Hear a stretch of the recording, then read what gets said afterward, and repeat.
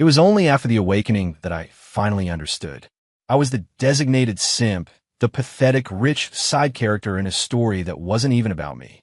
The heroine, Ava, spent her days talking about how much she despised guys like me, entitled trust fund kids who coasted on their family's name. Yet, she had no problem using my family's resources to claw her way up from a scholarship kid from the middle of nowhere to a celebrated female entrepreneur. In the end, she reconnected with her high school sweetheart, Caleb, and their dramatic love story unfolded.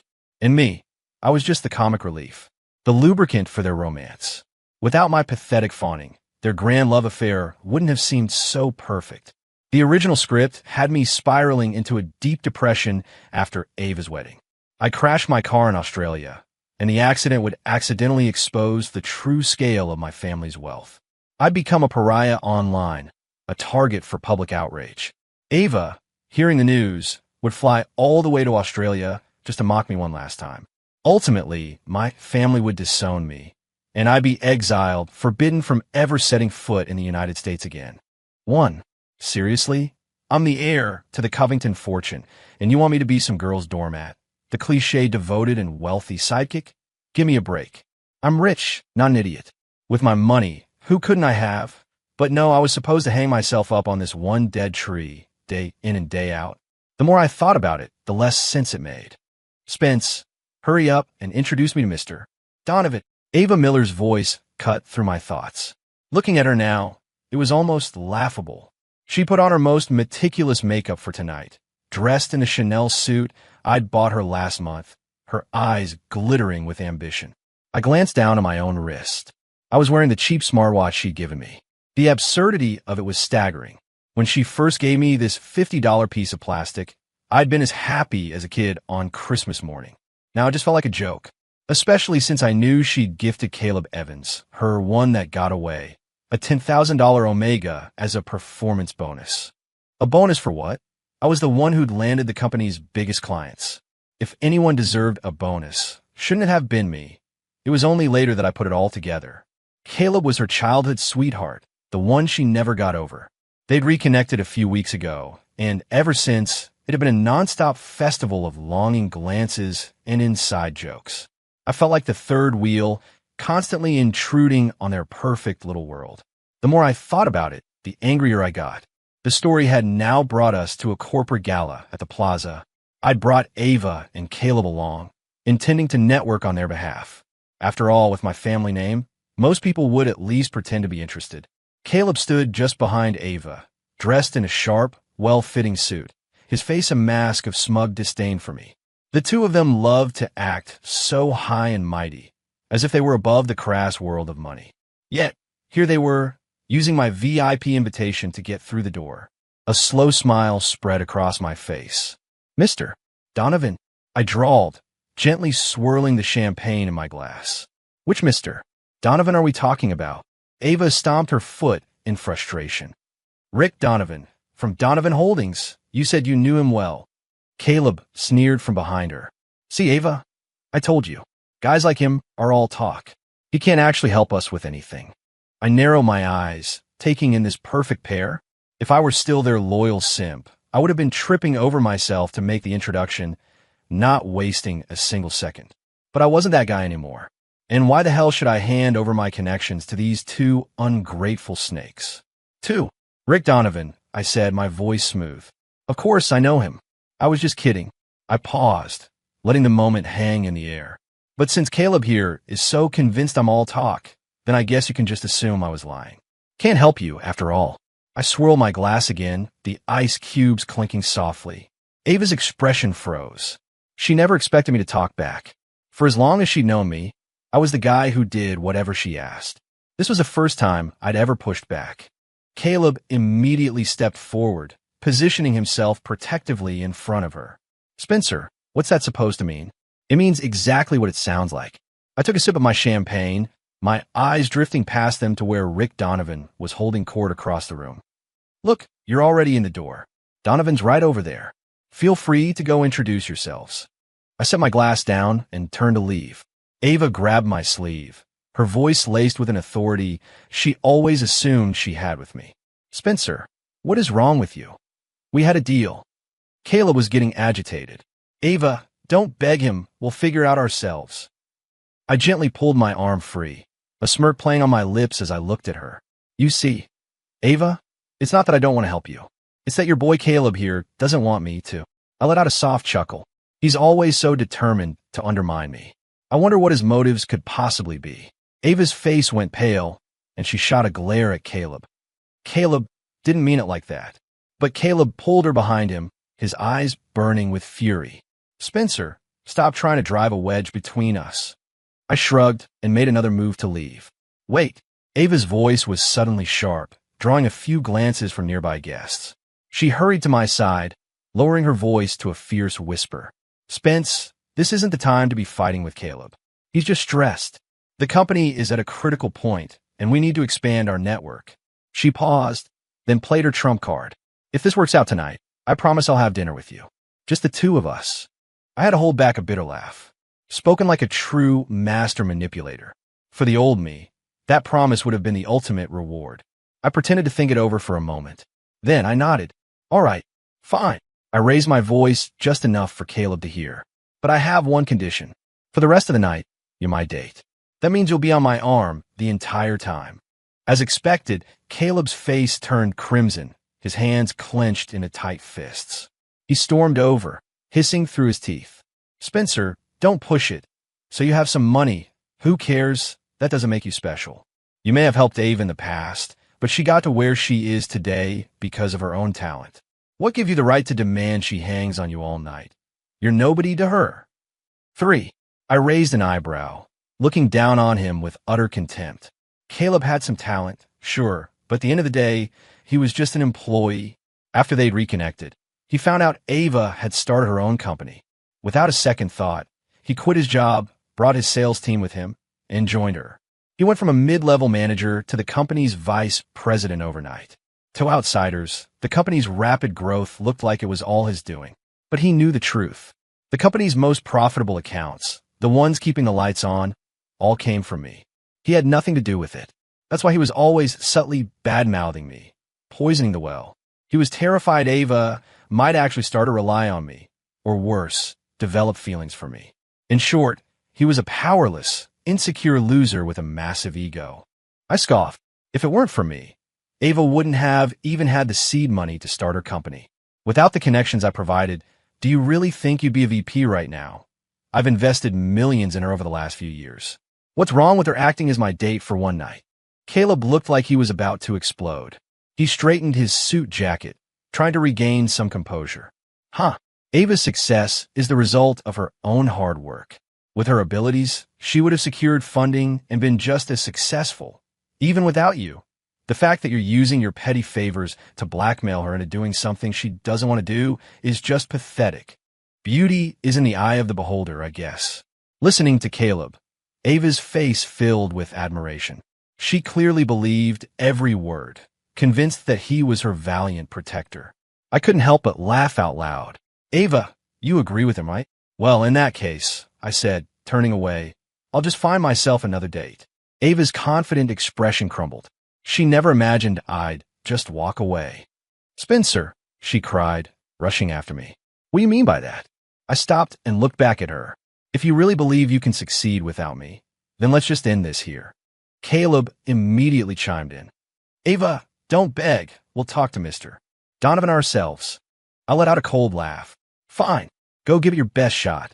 With that, I walked over to a plush sofa by the window, picked up a fresh glass of champagne, and settled in to watch the show. I had the best seat in the house. The sight of Caleb leading Ava toward Rick Donovan, his chest puffed out with confidence, was genuinely hilarious. Rick Donovan wasn't just anybody. He was known in the business world as a smiling tiger, polite on the surface, but ruthless underneath. He especially hated being ambushed at events like this. You can't force your way into a circle you don't belong in. Sure enough, before Caleb could even finish his opening line, Donovan's brow furrowed. I'm sorry, do I know you? Donovan's voice was quiet, but just loud enough for the people nearby to hear. Caleb's face instantly flushed a deep red. Mr. Donovan, excuse me, I'm in the middle of something. Donovan cut him off, already turning to leave. Ava, panicking, stepped forward. Mr. Donovan, my name is Ava Miller. I'm a friend of Spencer Covington's. Hearing my name, Donovan actually paused. He gave her a long, appraising look. Oh, a friend of Spence's. His eyes scanned her up and down before a slow smile spread across his face. Spence is sitting right over there. Why didn't you come over with him? The question landed like a slap across both their faces. Ava bit her lip, too embarrassed to speak. Caleb, ever the fool, still wouldn't give up. Mr. Donovan, our company has a new project, sorry, Donovan said, his face turning cold. Not interested. And with that, he walked away. I almost choked on my champagne. So this was their incredible talent they were so proud of? Rick, I called out, raising my glass. Donovan's face immediately broke into a warm smile as he headed my way. Spence, how's the old man doing? I clapped him on the shoulder familiarly. Better than ever. Eats like a horse, sleeps like a log. Honestly, he's probably in better shape than I am.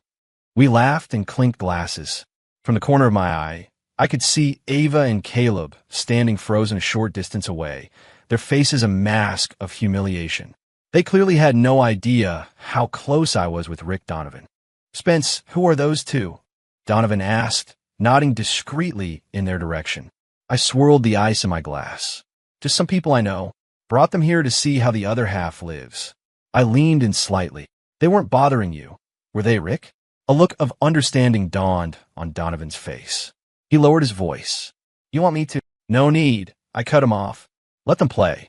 Just then, Ava started walking toward us, dragging a reluctant Caleb with her. She had a strained smile plastered on her face, but her eyes were locked on me.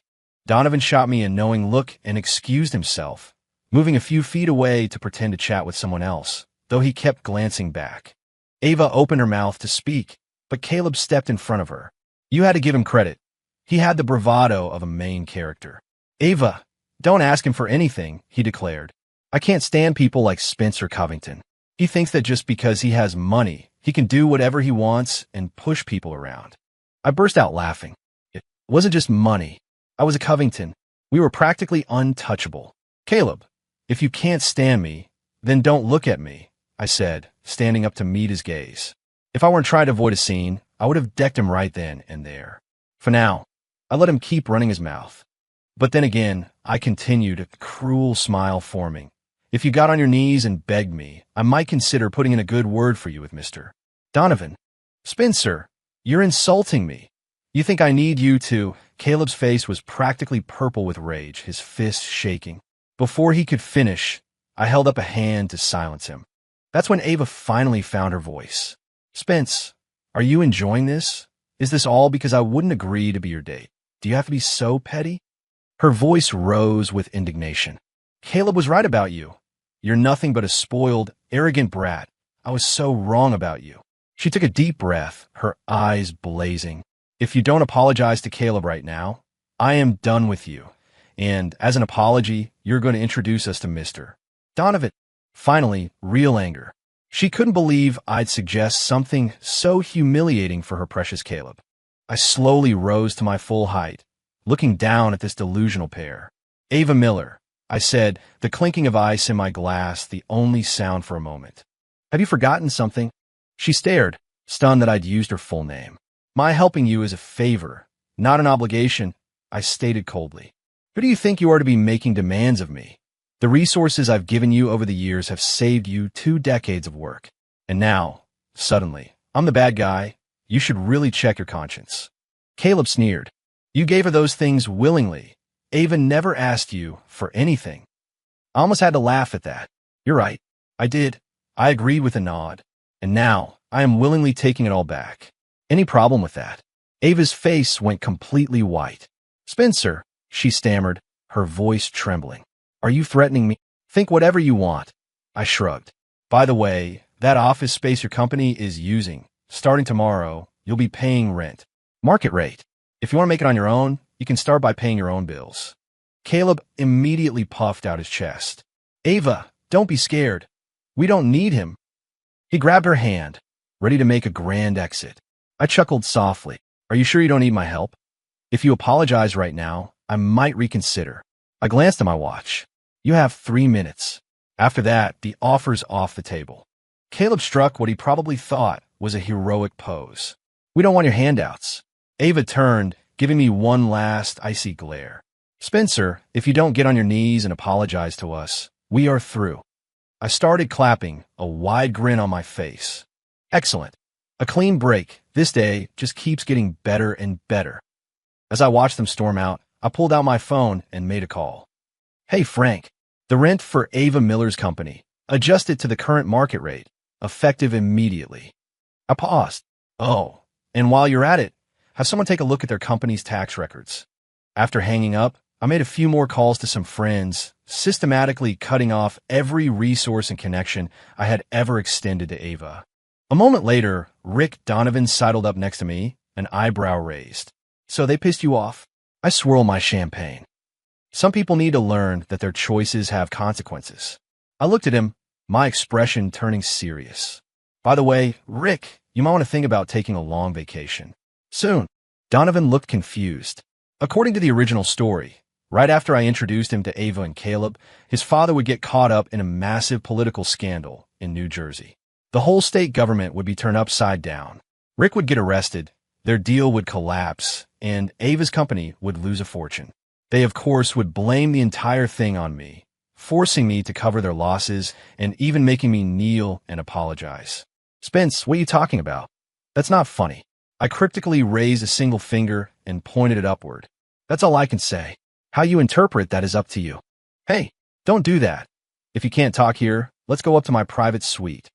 I just shook my head, waved goodbye, and left the gala. As for Rick Donovan, his fate was now in his own hands.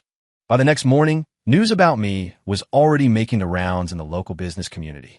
Last night, after leaving the gala, Caleb had posted a passive-aggressive message on his Instagram story. Some people think having a rich family makes them royalty. They don't hesitate to threaten and blackmail up-and-coming female entrepreneurs. We should all stand against these classless, bottom-feeding trust fund babies. He attached a blurry photo of my back from the event. He didn't use my name, but everyone in our circle knew exactly who he was talking about. As I was scrolling through my feed, Frank called. Mr. Covington, the rent adjustment notice has been sent to Miss Miller's company. Also, he hesitated. The initial tax review didn't turn up anything major. Should I contact our people in Trenton, have them give the company's factory the full treatment? Every inspection in the book. A smile touched my lips. You know what to do, Frank. Maybe have Rick Donovan make the call, and give our friends at the bank a heads up too. After hanging up, I opened Ava's profile on LinkedIn. She had just posted an update. True strength is not dependent on anyone else. Thank you to all the partners who have stood by us. We will let our results speak for themselves. The post included a photo of her and Caleb smiling confidently in front of their company headquarters. I couldn't help but laugh. This toxic duo was truly made for each other. One was a phony idealist, the other a genuine narcissist. Just then, my phone buzzed with a text. It was from Ava. Spencer, I never knew you were this kind of person. Since you've chosen to humiliate us this way, let's go our separate ways from now on. I hope you don't regret your decision. I slowly typed back my reply. Don't worry. The only thing I regret is ever meeting you. Then I blocked her number. For the next few weeks, I watched from the sidelines as Ava and Caleb fought for their dream. First, the handful of major deals they were so proud of fell through, one by one. The clients were all connections I had made, and they weren't about to do business with them without me in the picture. Next came the parade of government agencies. OSHA, the EPA, the Department of Labor, they all took turns showing up at their factory, bringing production to a grinding halt. A week later, signs of a severe cash flow problem began to appear in Ava's company. Finally, she couldn't take it anymore. She came to my office building and waited for me in the lobby. When I stepped out of the elevator, she was standing there, looking haggard and stressed. Spencer. She ran over to block my path. We need to talk. I raised an eyebrow. Ms. Miller, to what do I owe the pleasure? Do you enjoy using these dirty tricks? She spat. I'm sorry, Miss Miller. I have no idea what you're talking about.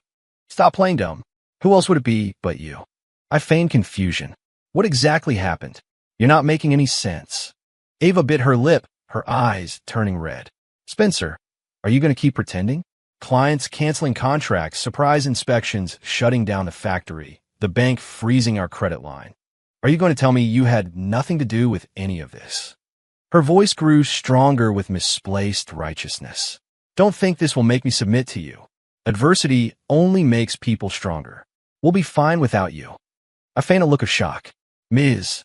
Miller, you give me too much credit. I don't have that kind of power. I'm not one of the untouchables. I paused, letting the irony sink in. Besides, if adversity makes you stronger, what are you doing here? Did you come all this way just to tell me that? Her face shifted between anger and embarrassment. I just came here to demand an explanation. An explanation, I echoed with a cold smile.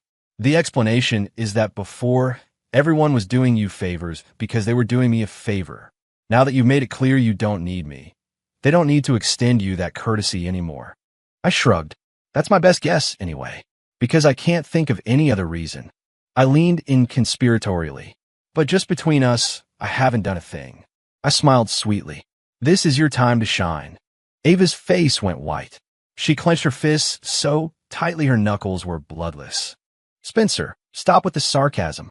Our company got to where it is because of my and Caleb's abilities. You think cutting off our resources will make us surrender? Dream on. I slowly adjusted my cufflinks, a smirk playing on my lips. Is that so? Well, I look forward to seeing what you can do. She was trembling with rage, utterly speechless. It was almost funny. Did they really think ability was enough to become a successful entrepreneur? An entrepreneur's real skill is in acquiring and leveraging resources, not just managing a business. With the resources I had poured into her company, you could have put a golden retriever in the CEO's chair and gotten the same results. Just then, Caleb burst into the lobby. Ava, don't beg him. He pulled her behind him, glaring at me. Spencer, do you think these pathetic little tricks are going to break us? I'll have you know we've already solved all our problems. He puffed out his chest. I just closed a deal with a new client. We don't need your damn resources. We can do this on our own. He grew even more arrogant. And I've already secured a new line of credit. We will succeed without you. Ava's eyes lit up. Really? Caleb shot me a triumphant look. Of course. It's a major international client. The order is worth $100 million. He stood a little taller. And the bank said as long as we put up the factory and equipment as collateral, they'll give us a $70 million loan. I had to physically stop myself from laughing out loud. The international client was one of Rick Donovan's shell corporations. Is that right?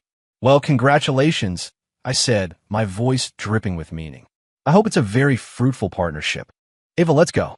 I watched them leave, their heads held high, and smiled as I slid into the back of my Rolls-Royce. 3 days later, I got a call from Rick, who was now enjoying the sunshine in Australia. Spence, you won't believe this. These two are priceless, he said, laughing so hard he could barely speak. Caleb came to sign the contract, and you should have seen his face when he read the terms. I sipped my tea. Oh, the contract has a clause for a rush delivery. If they miss the deadline, they have to pay a $50 million penalty. Rick howled with laughter. And the idiot signed it. He actually signed it. I smirked. And when is the delivery date? 1 month from now, Rick said, his voice full of malicious glee. And don't worry, I've already made a few calls to the right people. I hung up and opened Instagram. Ava had just posted a new picture, her and Caleb toasting with champagne glasses. The caption read, "Hard work pays off.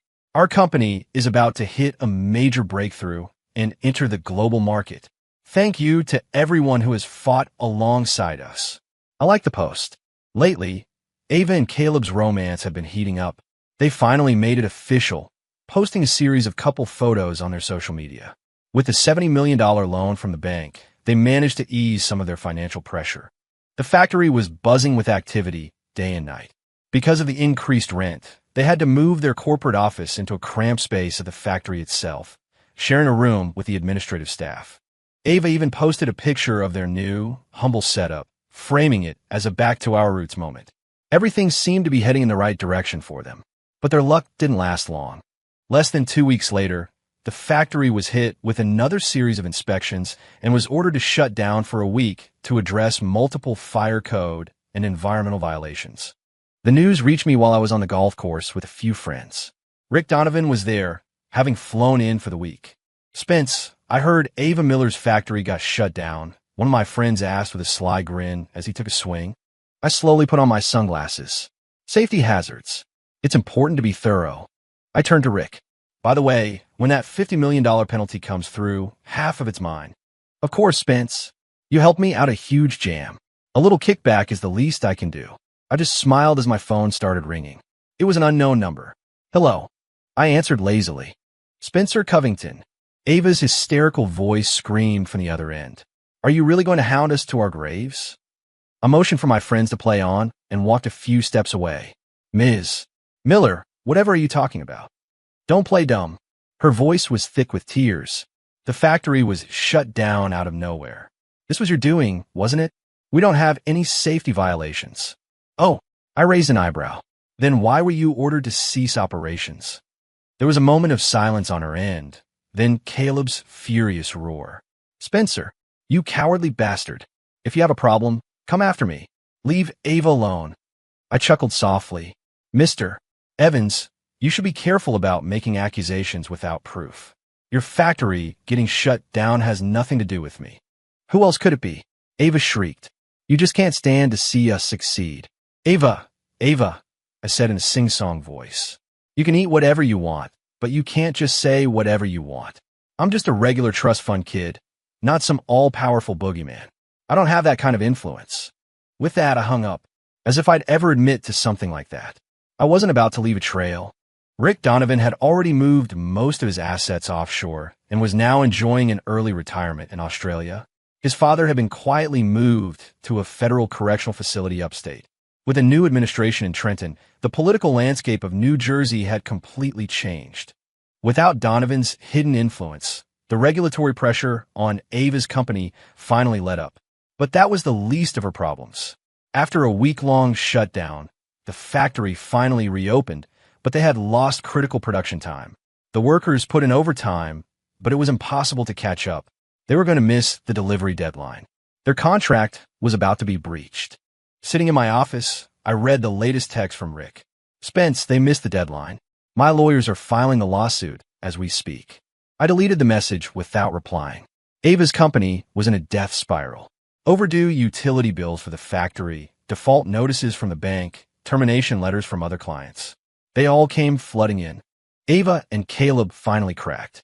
Ava, you have to do something. This is your company. Caleb pleaded, his face pale with panic. With a furious scream, Ava swept everything off her desk. Papers flew everywhere.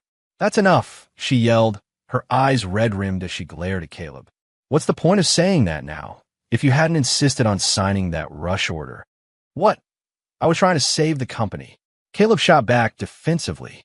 How was I supposed to know all this would happen? So what do we do now? Ava's voice was getting frantic.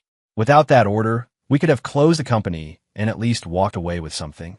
Now, if we can't fix this, I'm going to be millions of dollars in debt. The mention of massive personal debt made Caleb panic. His voice rose. Ava, you're the owner.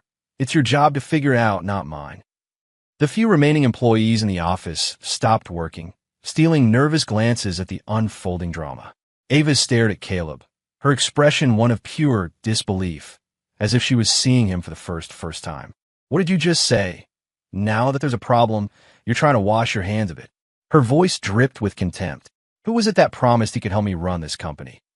Who swore that with him by my side, we would reach new heights? If it wasn't for you, would I be in this mess? If it wasn't for you, Spencer would have never abandoned us. Caleb's face went white. He took a step back, his voice trembling. Ava, how can you say that? Everything I did for you. Looking at the man in front of her, a wave of pure rage washed over Ava. You have no backbone. How could I have been so blind to fall for a pathetic, posturing fraud like you? We're done, she spat. You disgust me. The office was dead silent. The fight that followed was epic. In a final act of desperation, Caleb tried to drain the last of the company's funds to pay off his loyal sales team first. The accountant, however, tipped off Ava. The two lovers became bitter enemies, determined to destroy each other. After pulling a lot of strings, Ava finally got a meeting with me. I leaned back in my chair. Shouldn't you be at your factory, dealing with that disaster? What are you doing here? Her eyes lit up with a flicker of hope. Spence, I knew you still cared about me. You've been keeping tabs on me, haven't you? Her voice dropped to a conspiratorial whisper. I always knew you had feelings for me. I'm just a little slow to warm up, and I hurt you. That's why you did all this, isn't it? You saw me getting close to Caleb, and it drove you away. That's it, right? Her bizarre logic almost made me laugh. Ms. Miller, I think you're seriously mistaken. I have no interest in your company, and I have even less interest in your love life. If that's all, you can see yourself out. I'm a very busy man. Her expression flickered, but she quickly replaced it with a sweet, cloying smile. Okay, don't be mad anymore. I broke up with Caleb. I'm single now. You don't have to keep your distance anymore. I let out a cold laugh and slammed the file in my hand shut. Ava, are you delusional? The smile froze on her face. I helped you before because I felt like it. I stopped helping you because I felt like it. I leaned forward. Life is very simple when you have money. As for you and Caleb breaking up, I stood up, looming over her. What the hell does that have to do with me? She looked at me with a desperate, yet maddeningly confident expression. I know you're still angry with me. I was wrong before. I shouldn't have treated you that way. I'm sorry. Let's give each other a chance. Okay, we can start over. I don't know what snapped. Maybe it was the sheer, unadulterated narcissism. I never thought I was the kind of person who could hit a woman. But her delusion was something I had never encountered before. Before she could throw herself at me, my hand flew out and connected with her cheek. The sharp crack echoed in the silent office. Ava clutched her face, her eyes wide with shock. You hit me. I flexed my hand, a cold smile on my face. I just did, didn't I? Her lips trembled, and tears welled in her eyes. It was the same pathetic damsel in distress look that had once made me her willing slave. Now it just made me sick. Get out, I said quietly, or else. A single tear rolled down her cheek.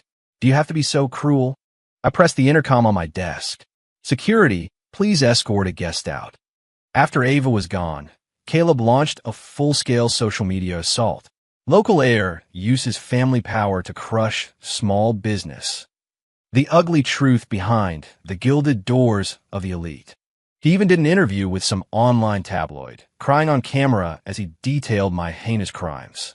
For about 12 hours, the internet was flooded with calls for my head. I scrolled through the articles with mild interest. The next morning, every single negative story about me had vanished. It was as if they had never existed. In their place was a single, devastating piece of investigative journalism.